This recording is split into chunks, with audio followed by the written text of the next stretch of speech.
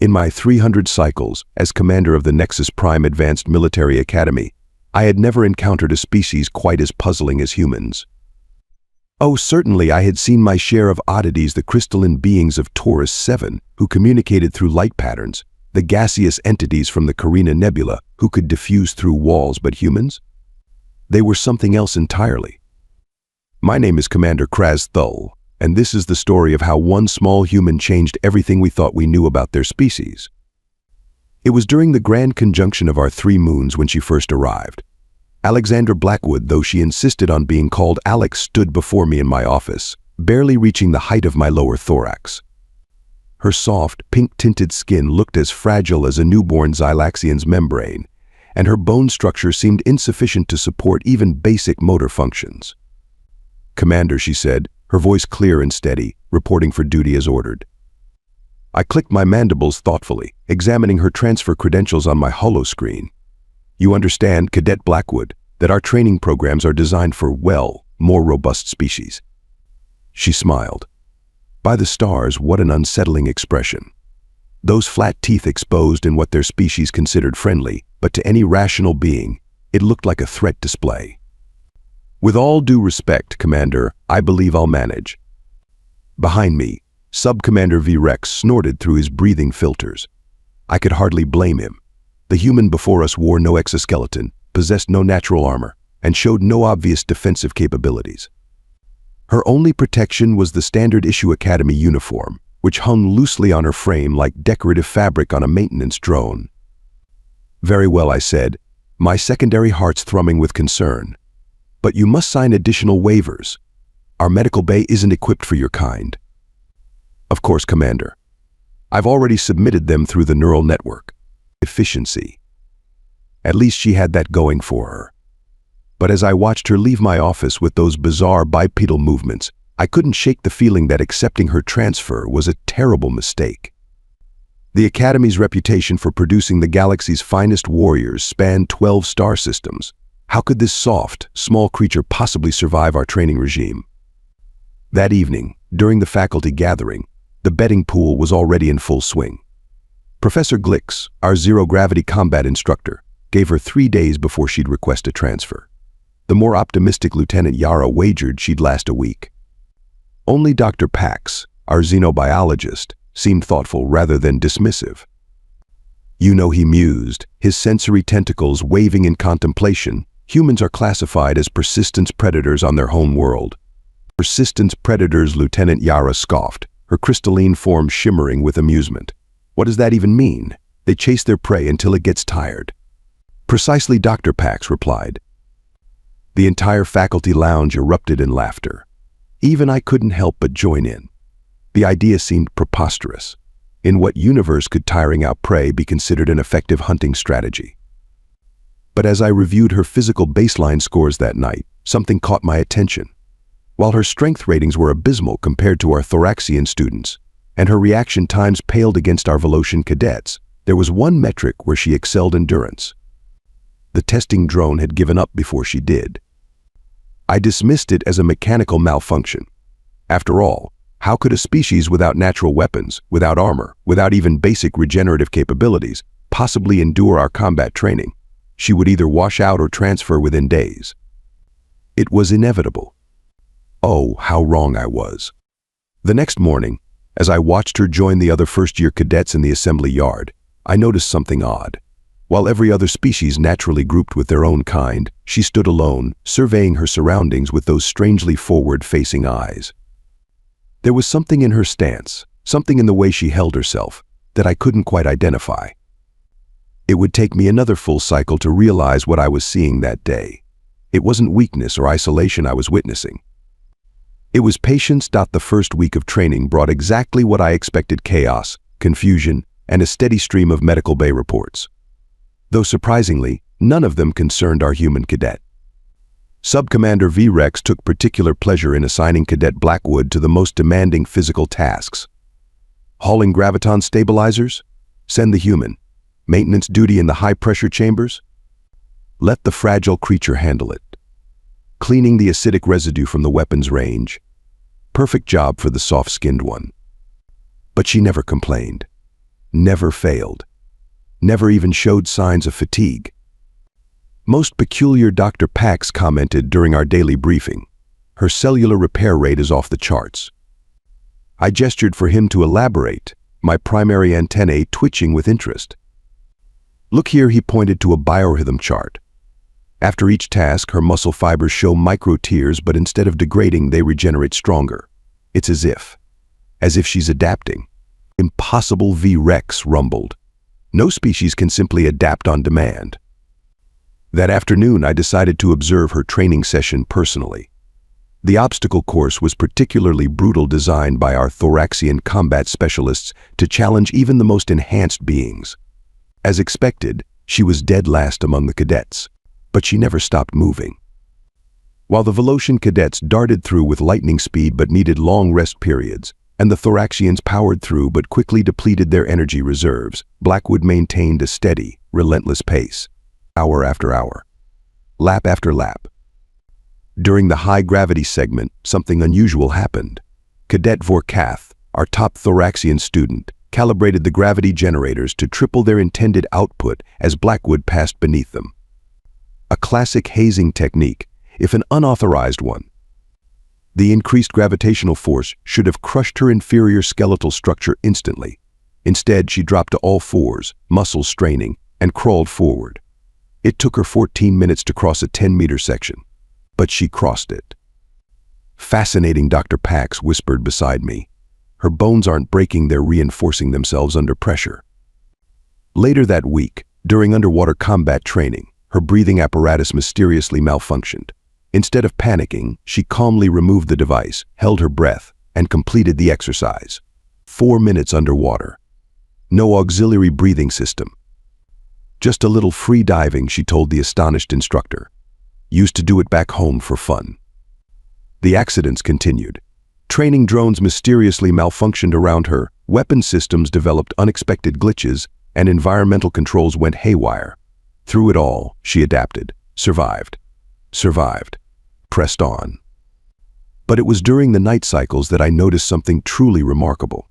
While other cadets rested, recuperating from the day's trials, my security feeds showed Blackwood in the training halls, running, climbing, practicing. Her movements were different now, more fluid, more precise. She was learning, analyzing, evolving her techniques with each session. Commander Lieutenant Yara approached me on the 7th day, her crystalline form clouded with concern. There's something you need to see. She showed me footage from the maintenance bay. Blackwood was helping repair a damaged servo lift, her small hands working with surprising dexterity among the machinery. But it wasn't her technical skills that caught my attention. She was singing. A strange, rhythmic vocalization that seemed to energize her, despite 12 hours of continuous physical training. That's not normal, Yara insisted. No species should be able to maintain that level of activity without rest. I watched the footage again, noting how the human's movements never slowed, never faltered. Perhaps, I said slowly, my mandibles clicking thoughtfully, we need to reevaluate our definition of normal. The betting pool had gone quiet. No one was wagering on when she would quit anymore. Instead, a new question emerged: what exactly had we invited into our academy? We would find out sooner than expected.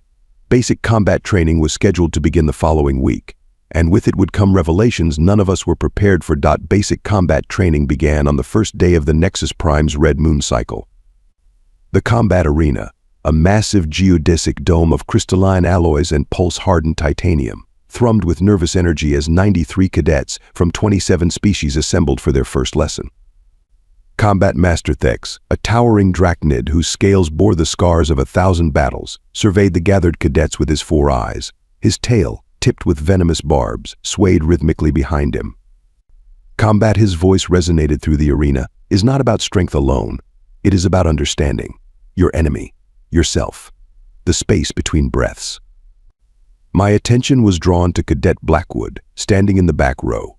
While other species flexed their natural weapons, retractable claws, venomous appendages, reinforced exoskeletons, she simply stood there, hands clasped behind her back, watching.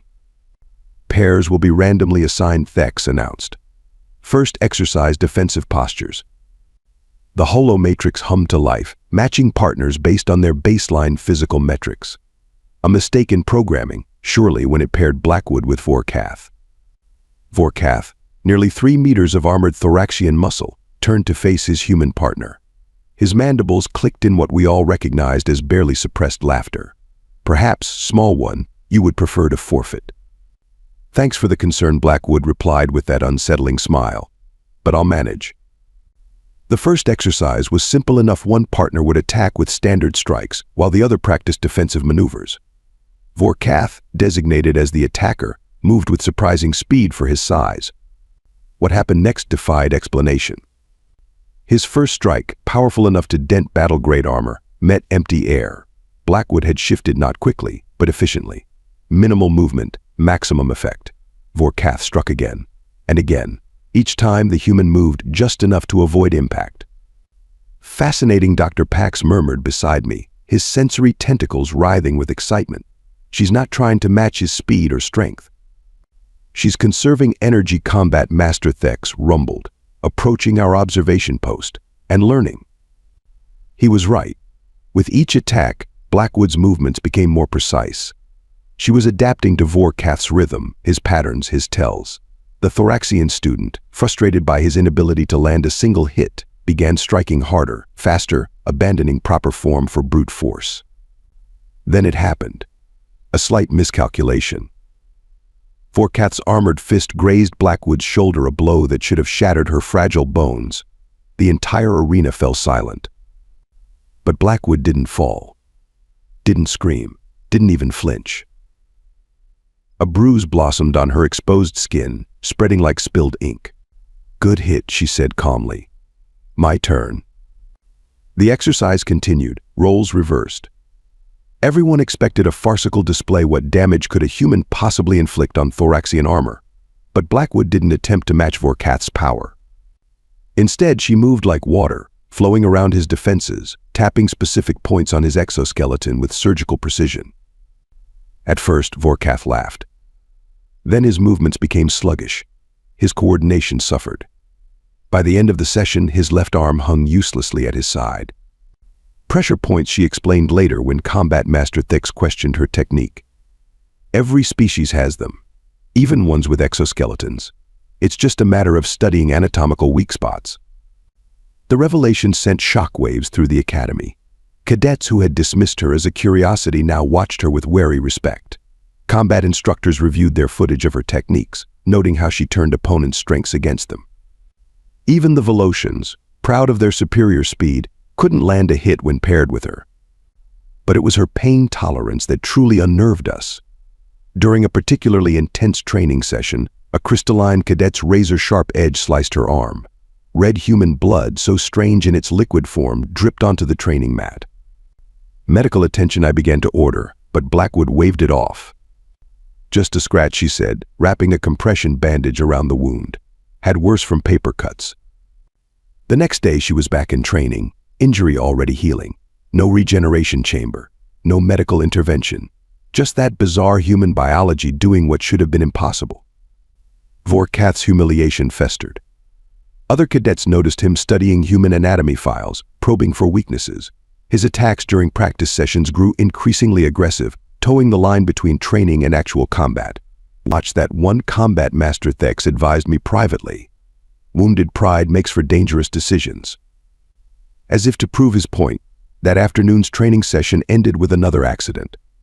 A combat drone, supposedly programmed for basic sparring, went into full assault mode against Blackwood. The safety protocols failed simultaneously. The drone's plasma blade missed her throat by millimeters.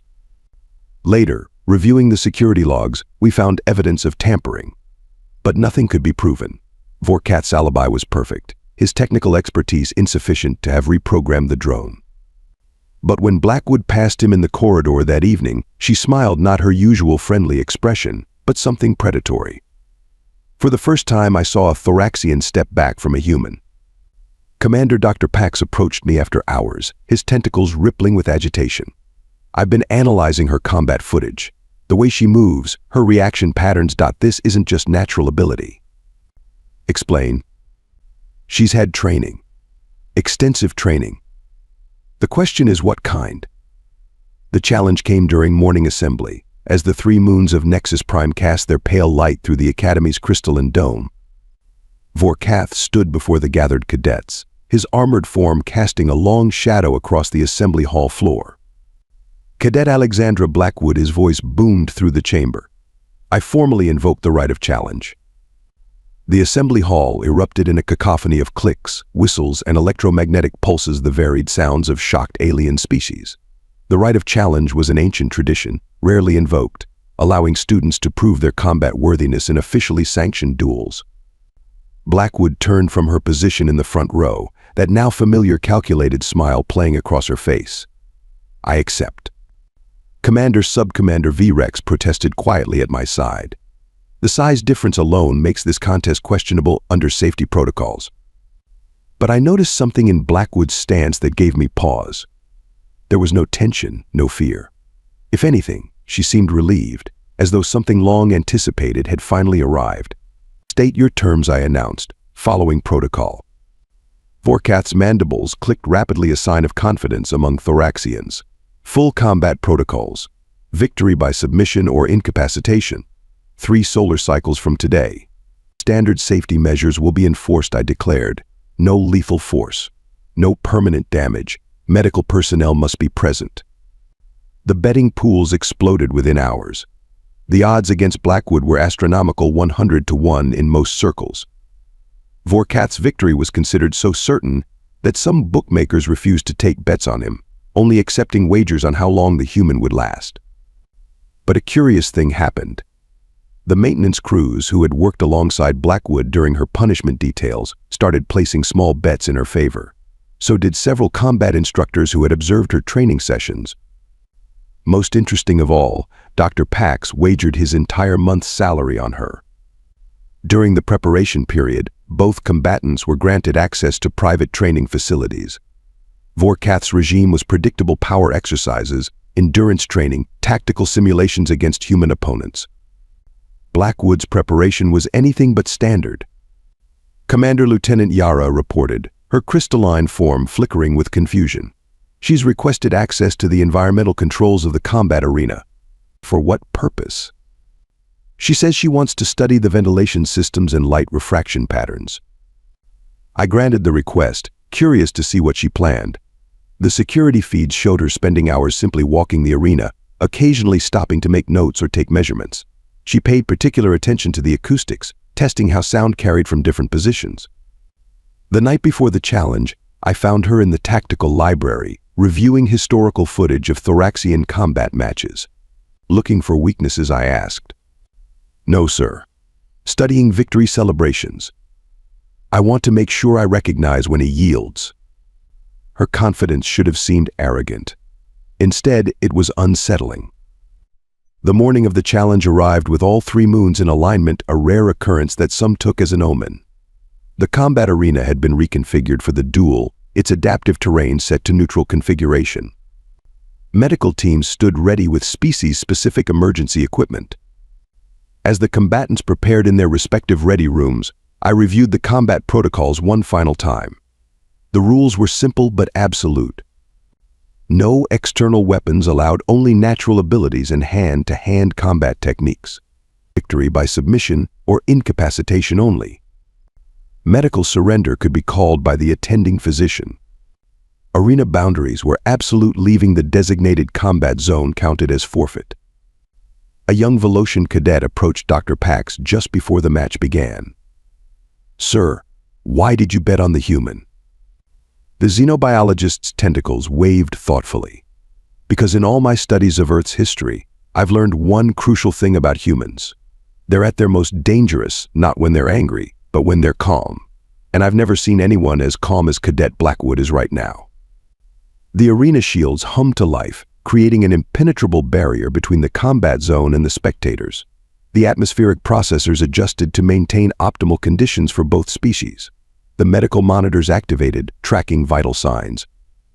Vorkath entered first, his armor gleaming under the arena lights, each step a thunderous declaration of power. The assembled cadets cheered, their voices a storm of alien sounds. Then Blackwood walked in.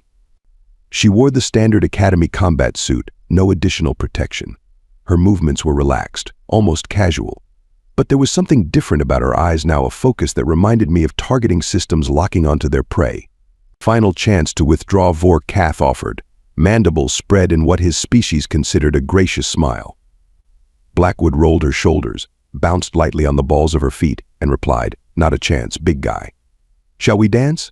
The combat arena fell silent as the starting tone sounded. 3 beats, 2 beats, 1. Vorkath charged immediately, his massive form covering the distance between them with surprising speed. It was a standard Thoraxian opening, overwhelm the opponent with pure power and end the fight quickly. Against a human, it seemed like overkill. Blackwood waited until the last possible moment before moving, but instead of dodging, she dropped and rolled forward, passing between Vorkath's legs. As she emerged behind him, her hand shot up, striking a point where his thoracic plates met. The Thoraxian stumbled, his right leg suddenly refusing to respond properly. "Pressure points again," he growled, turning to face her. "Parlor tricks won't save you." "No tricks," Blackwood replied, maintaining a steady distance. "Just good old-fashioned strategy." The next exchange was brutal. Vorkath unleashed a series of devastating strikes, each one capable of cracking battle armor. Blackwood evaded most, deflected some, and took one full hit to her side that sent her rolling across the arena floor. The crowd gasped. Medical sensors blared warnings about potential internal damage. But she got up, smiling. "That all you got?" Vorkath roared and pressed his attack. Yet something was different now. His movements were slower, less coordinated.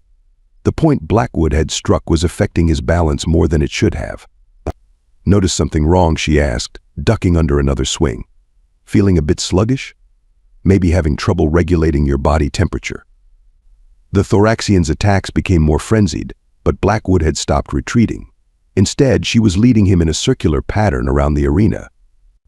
Dr. Pax's tentacles suddenly went rigid. "By the stars," he whispered, "she's using the ventilation system." He was right. Blackwood had positioned herself so that the arena's air circulation was blowing across her opponent. The physical exertion combined with the constant airflow was rapidly cooling Vorkath's exoskeleton, making his movements increasingly difficult. "You see," Blackwood explained, almost conversationally as she continued to move, "Thoraxian physiology relies on maintaining optimal temperature for joint mobility. Drop that temperature even a few degrees." She demonstrated by landing another precise strike to his thorax. This time, Vorkath's entire left arm seized up. The crowd was going wild. Species that had dismissed humans as weak were now watching in fascination as one systematically dismantled a physically superior opponent through pure tactical thinking. But Vorkath wasn't finished. With a bellow that shook the arena shields, he activated his species' berserker mode, a biological function that flooded his system with combat hormones. His seized muscles unlocked. His speed doubled. "Now you die." The next minute was pure chaos. Vorkath's attacks came from all directions, his armored form moving with impossible speed. Blackwood took hits, hard ones. She was bleeding from several cuts, and her breathing was labored. Yet she never lost that focused look. "You know what humans are really good at?" she asked, spitting blood. "Pattern recognition." Something changed in her movements. Suddenly she was meeting Vorkath's attacks with perfect counters, almost as if. She let him hit her combat master. Thex realized aloud. She was learning his berserker combat pattern. Now it was Blackwood pressing the attack. Each strike targeted a previously hit pressure point, each movement built upon the last. She had turned the entire arena into a weapon, using terrain, temperature, and tactical positioning to gradually wear down her massive opponent. Vorkath's berserker mode began to fade. The biological boost came with a heavy cost, severe muscle fatigue and cognitive impairment. But surely the human was equally exhausted. The medical monitors told a different story.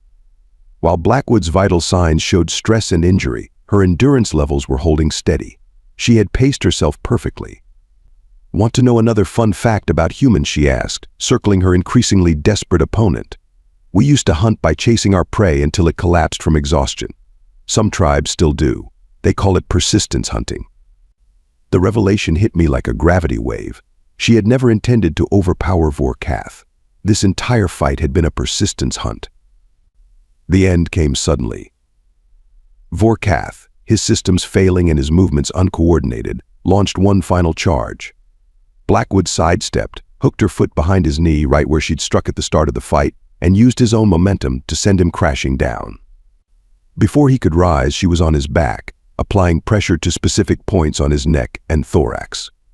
The Thoraxian's mighty limbs went limp. Neural paralysis lock, she announced clearly for the judges. He has approximately 30 seconds before temporary paralysis sets in. Call it. I found my voice. Victory by incapacitation.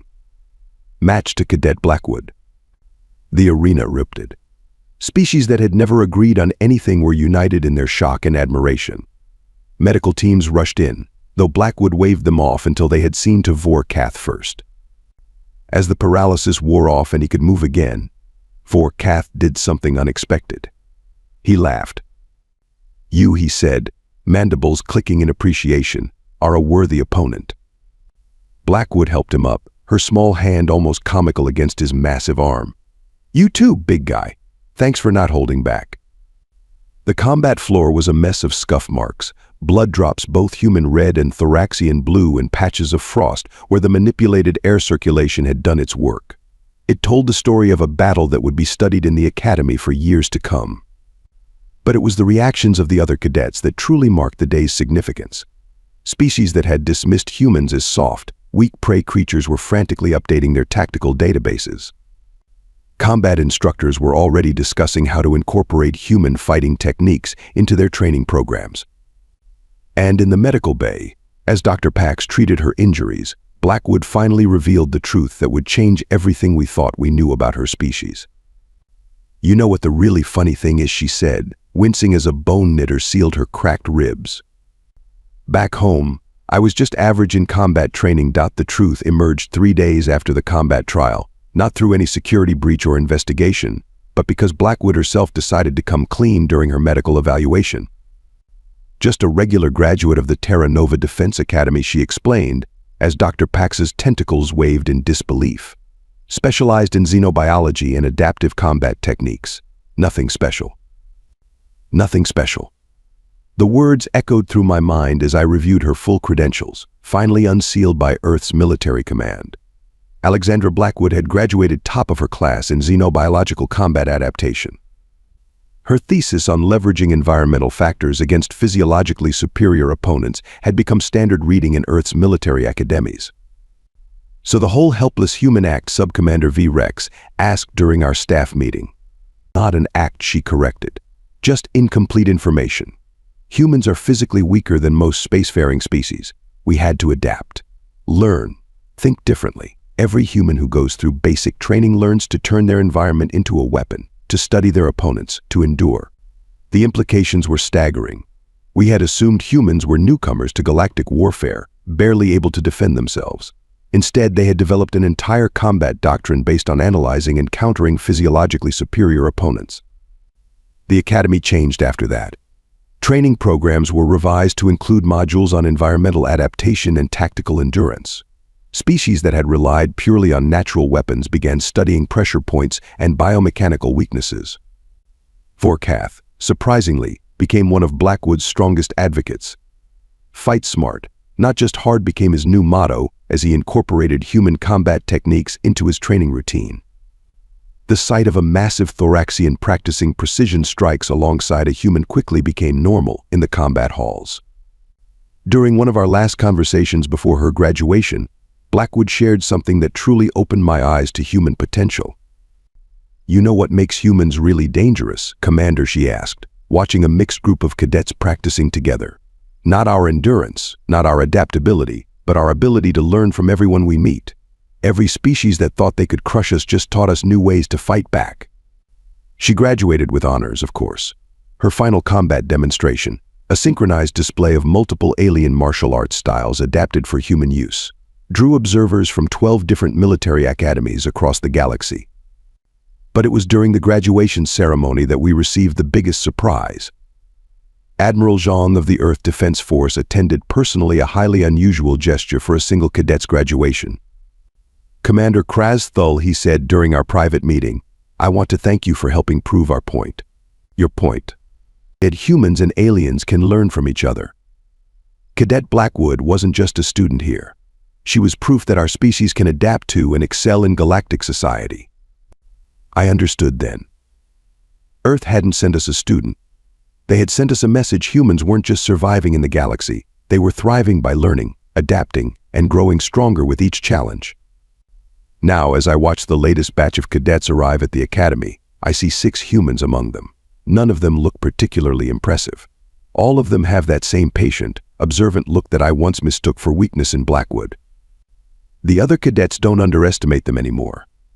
After all, the combat training hall has been renamed the Blackwood Arena, and her combat thesis is now required reading for all first-year students.